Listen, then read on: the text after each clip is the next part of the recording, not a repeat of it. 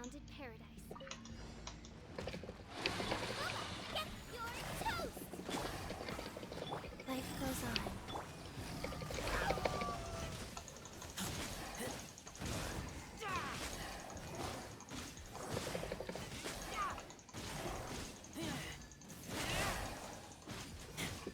Midnight Phantom! Sacred name. Fortune preserve.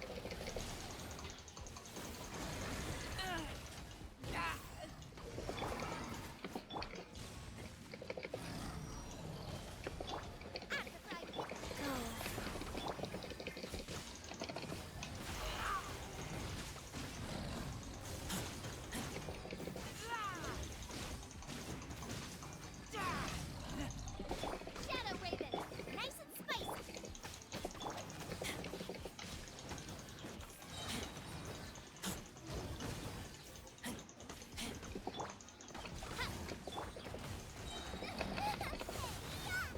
Boba, get by royal death.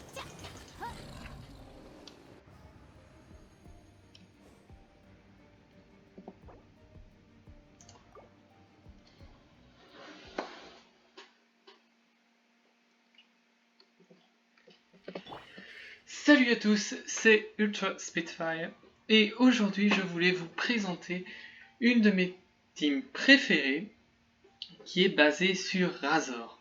Alors Razor au début c'était un personnage extrêmement hype parce que c'était un DPS 4 étoiles, physique, électro et qu'il pouvait tuer les plantes en une rotation, enfin une fois qu'elles tombaient au sol il pouvait les tuer en un coup. Enfin, sans qu'elle se relève plutôt, pas en un coup, parce que Razor ne tue pas en un coup. Mais il était très hype au début, et puis on s'est rendu compte que avec le power creep, eh ben franchement, il était pas terrible. Sauf que moi, j'aime toujours Razor, c'est le seul main DPS que j'ai vraiment monté, parce que on peut voir dans mes autres personnages, j'ai un Diluc que j'ai monté mais que je n'utilise quasiment pas, comme vous pouvez voir ici avec la base d'attaque. J'ai une Keqing qui... Bon, j'ai un peu monté, mais il manque des niveaux, etc. Et je n'ai aucun 5 étoiles gros DPS, voilà. Donc, mais j'ai Razor. Et en fait, cette team n'est pas vraiment une team dans les styles que j'utilise parce que je suis plus vers le quick swap ou pad comme je le disais dans ma dernière vidéo, donc avec toujours un ulti Anemo sur le terrain, surtout avec Kazuha maintenant c'est encore mieux ce genre d'équipe parce que Kazuha a une fluidité incroyable comme je l'avais expliqué dans ma vidéo pour Kazuha. Et donc Razor, eh bien c'est donc un DPS physique qui a un bonus de dégâts physiques en stade d'ascension et qui a cette forme loup qui lui permet de taper très vite comme vous avez vu dans l'intro. Alors quand on regarde à mon Razor, j'ai quand même bien monté, j'allais même couronner, j'ai même couronné ses attaques normales. Et j'ai amélioré au maximum sa vitesse d'attaque, donc il y a 40% de vitesse d'attaque en plus.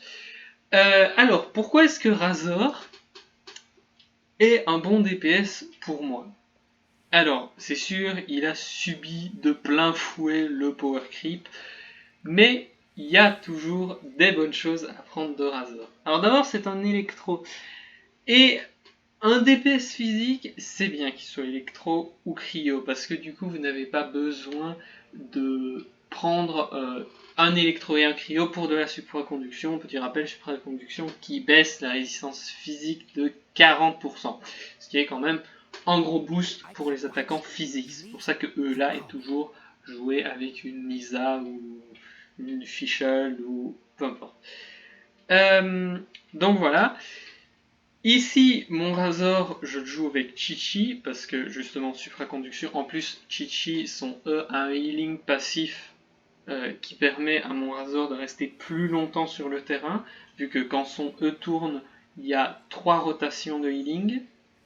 Là, on ne vise pas vraiment les dégâts avec Chi-Chi, mais juste vraiment mettre l'application cryo qui permet de faire supraconduction et le healing passif. Elle fait 3 ticks de healing sur 15 secondes. La forme de Razor dure 15 secondes, donc on a le temps de voir venir avec le E de Chi-Chi. Donc tant qu'on est en forme loup à DPS avec Razor, eh bien il y a le E de Chi-Chi qui va heal.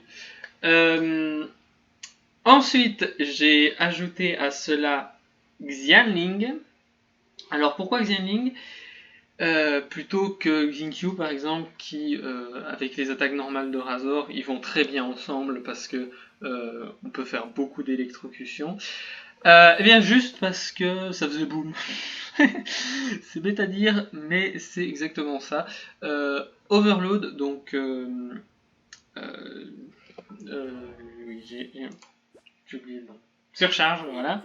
Surcharge a le plus gros multiplicateur des réactions qui ne sont pas comme fonte et évaporation, qui là boost directement les dégâts. Surcharge, c'est un nombre à part qui apparaît quand on trigger la réaction.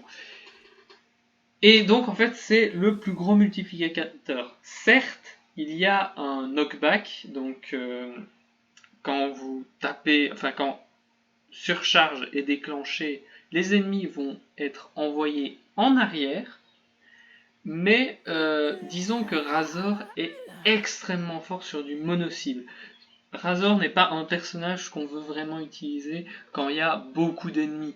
On veut surtout focus un boss, et justement Overload est super pour ça, c'est que donc cet Overload permet de stun le boss. Et ça c'est très fort parce qu'on prend moins de dégâts quand on stun le boss. Sinon, pour les groupes d'ennemis, on peut remplacer par Xingqiu.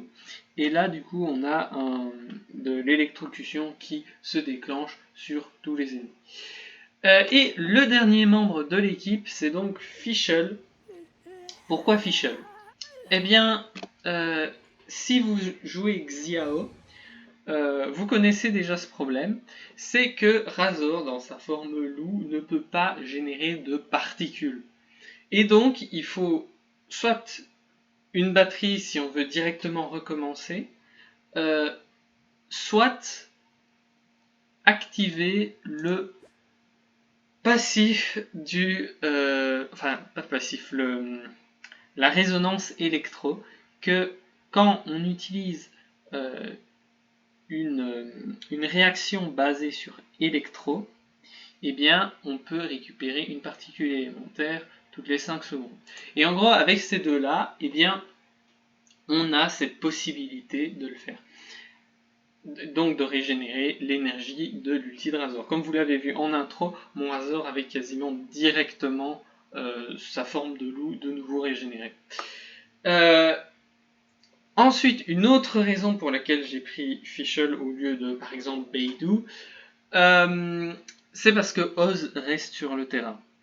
Et ça reste sur le terrain et génère des particules. Alors que l'ulti de Beidou, par exemple, ne fait que rester autour de Razor et ne génère rien, en fait. Et pour terminer, le combo avec Fischl permet que quand Razor est en cooldown donc de son ulti, eh bien on peut quand même faire une pseudo quick swap en utilisant l'ulti de Fischl, le go back Xianling et retourner sur Chi-Chi faire l'ulti comme vous avez vu dans le petit clip d'introduction.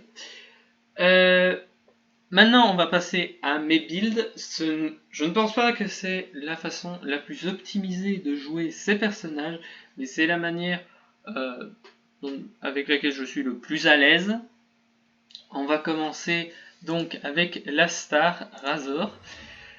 Je le joue avec l'espadon prototype. Voilà, je les rends 5. Oui, j'ai eu de la chance sur les prototypes d'épée à deux mains. mais j'ai pas d'épée 5 étoiles, donc bon, enfin d'épée à 2 mains 5 étoiles, donc voilà. C'est une chance pour pas de chance, mais bon, je suis bien content comme ça, je ne peux pas me plaindre.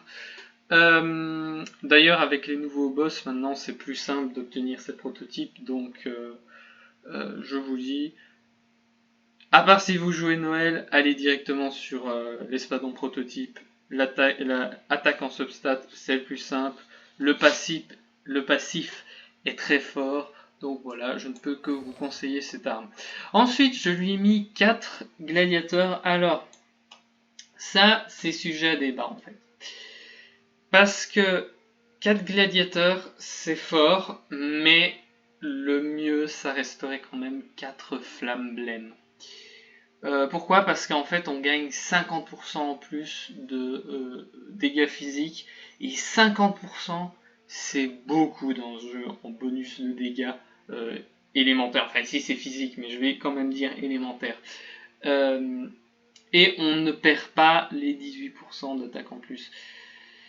Donc voilà, Gladiator était best in slot avant parce que ça augmente uniquement les attaques normales et justement Razor ne fait que des attaques normales dans sa forme de loup, il n'a pas droit aux attaques chargées, de toute façon ça ne lui sert pas. Mais donc c'est un très bon combo, enfin c'est un très bon set pour lui. Franchement, si vous voulez build en Razor, Gladiator ça passe nickel sans que vous ayez à farm le donjon Flamme Blême. Mais comme j'ai dit, Flamme Blême reste meilleur parce que quand on fait le E, enfin les griffes éclairs, et bien quand on passe en forme loup, et ben on a le droit de refaire une griffe éclair. Et comme on peut le voir donc dans la description ici, et bien voilà, l'attaque augmente de 9% pendant 7 secondes. Cet effet peut être cumulé 2 fois, donc on passe à 18%. Et donc c'est la même chose que Gladiateur 2 pièces. Sauf que ici on a 25% de physique. Et une fois 2 cumuls atteints, l'effet du set de pièces augmente de 100%, donc on arrive à 50% de dégâts physiques. Et justement, le E de Razor peut être réutilisé en boucle. Enfin, le E de Razor a un temps de recharge de 6 secondes, si je ne me trompe, voilà. C'est moins que les 7 secondes de durée des sauts du set, et donc il peut avoir en permanence le boost. Donc voilà pourquoi c'est le meilleur pour Razor. Alors mon Razor est C6, mais le C6 n'est pas vraiment important. C'est vrai, il est sympathique pour appliquer un peu plus d'électro, mais franchement c'est pas le mieux. L'important c'est vraiment le C4 parce que du coup on a la baisse de résistance physique avec supraconduction, et en plus on baisse la défense, ça snowball de fou, et c'est vraiment une constellation à avoir, et ça permet même parfois de faire un peu de support avec Razor, ce qui est plutôt pas mal. Ici, c'est une la C2 est une constellation de finisher, c'est ok, voilà, c'est rien de plus. Et ça, c'est bien, mais justement, c'est pour ça aussi que Fischl est meilleur que Beidou avec lui, parce que vu que Oz donne une particule toutes les secondes, et ben le bonus de 10% il est toujours là. 10% c'est pas beaucoup, mais c'est toujours mieux que rien. Donc c'est ça pour Razor. On va pouvoir passer à Chi-Chi, qui est donc le second personnage le plus important, celui qui trigger supraconduction.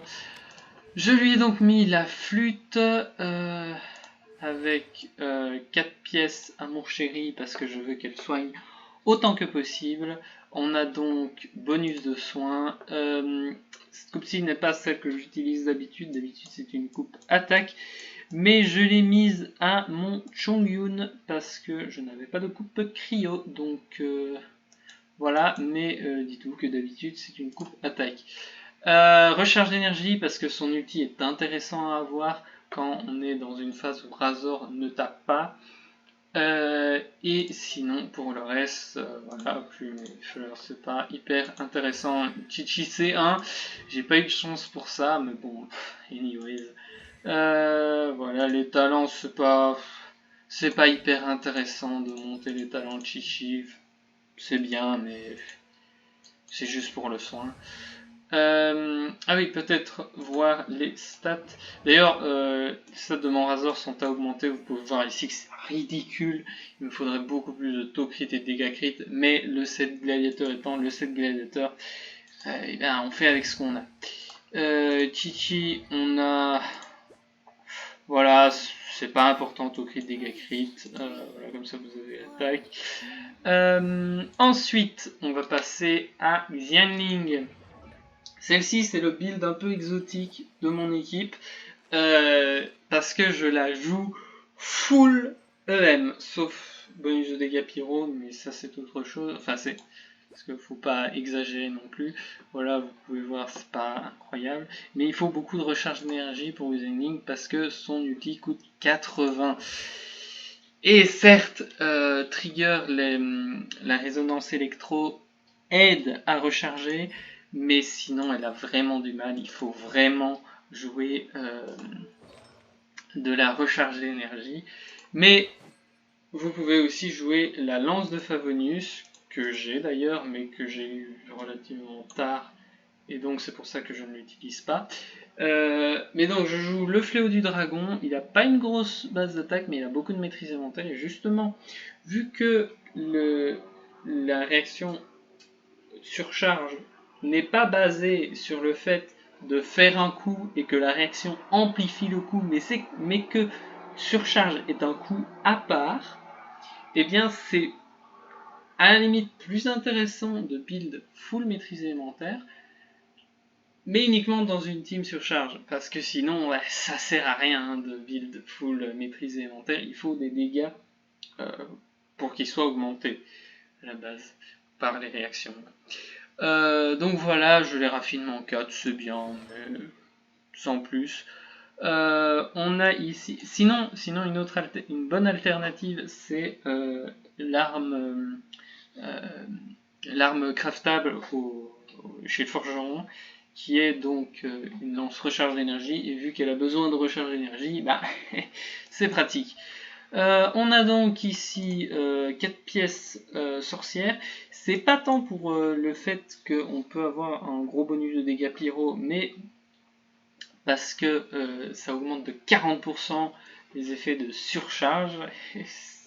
C'est quand même pas négligeable. Alors je sais, j'ai une coupe 4 étoiles, mais c'est tout ce que j'ai eu. Il fallait que je choisisse en dégâts pyro ou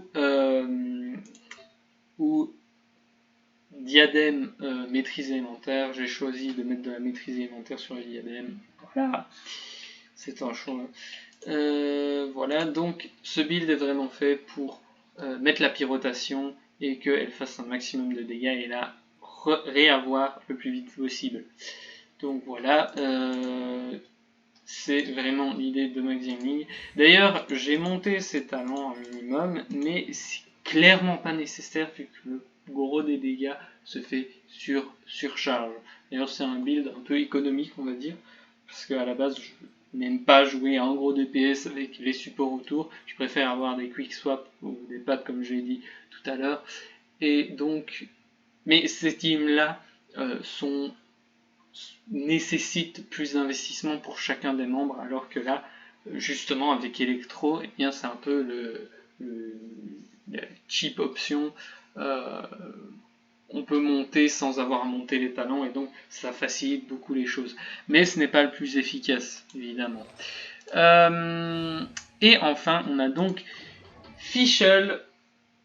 Alors, ma Fischl, donc vous pouvez voir ici, il me manque beaucoup de dégâts crit, hein, et je n'arrive pas à faire mieux, ce qui est un peu dommage.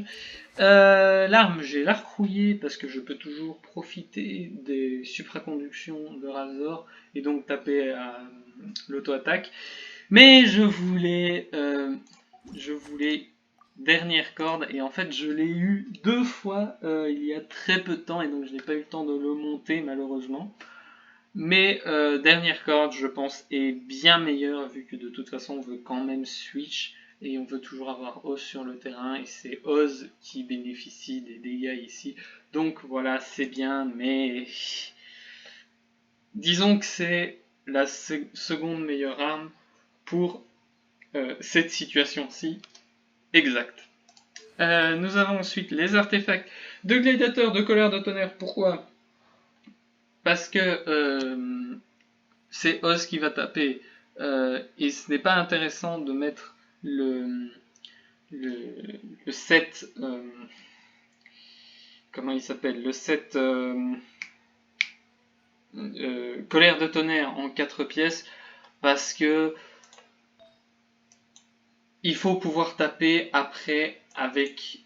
enfin, Oz n'est pas celui qui va faire les réactions, et en plus il faut que Fige en elle-même puisse taper avec les auto-attaques sans que ce soit trop problématique. Alors ici vous pouvez voir les artefacts, c'est pas ouf, mais ça fait le taf, donc je ne me plains pas. C'est à vrai dire un des meilleurs builds que j'ai. C'est assez étonnant, mais c'est surtout un des premiers que j'ai fait, donc c'est assez étonnant qu'il soit si haut. J'ai C5, malheureusement je n'ai pas la grosse constellation qui rend Oz complètement surpété. C'est dommage, mais c'est comme ça. Et voilà, les aptitudes, j'ai couronné Oz d'ailleurs, parce qu'il est juste trop fort, et il faudrait que j'augmente les auto-attaques, mais malheureusement, je n'ai pas trop les ressources en ce moment. Donc voilà, c'était mon équipe. C'était vraiment une équipe que j'avais faite parce que j'avais besoin de DPS en Abyss. Et franchement, je l'ai beaucoup apprécié. Pas parce que c'est mon style de jeu, mais c'est juste parce que mon premier 36 étoiles en Abyss, c'était avec cette équipe, et l'équipe Venti, Albedo, Sucrose et Barbara, parce qu'il me fallait du healing, donc j'ai dû enlever Ember. Mais ces deux teams sont vraiment importantes pour moi parce que c'est avec elles que j'ai réussi pour la première fois les Abysses. Et donc voilà, c'était ça mon équipe avec basée sur Razor, basée sur surcharge Razor, très forte en mono-cible comme j'ai dit. J'espère que vous aurez apprécié la vidéo, et si c'est le cas, vous pouvez toujours mettre le petit like, l'abonnement, vous savez, voilà. J'espère que ça vous aura plu, et à la prochaine.